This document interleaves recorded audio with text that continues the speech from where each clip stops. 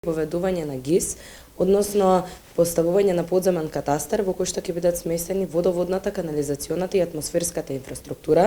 Тука ќе се наоѓаат и шахтите, со што тука се шахтите, водоводните, канализационите приклучоци, електричните кабли и другата инфраструктура. На сите површини ќе ставаме зелени островчиња каде што се наоѓаат раскрсници. Исто така предвидуваме намалување на паушалите на советниците, односно иницирање на намалување на паушалите на советниците за 6000 денари и ги пренасочуваме тие средства за ужинка на деца кои што се во основно училиште до 5-то оделение.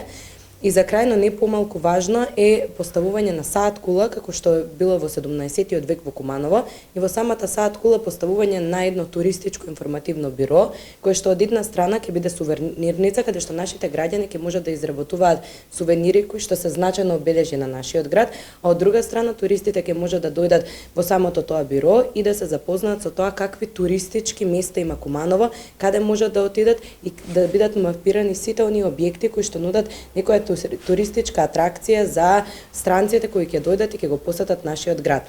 Воедно, овој прес се одржува и за да ве поканам вас сите во недела на 17 октомври да излезете и да бидете одлучни за промени.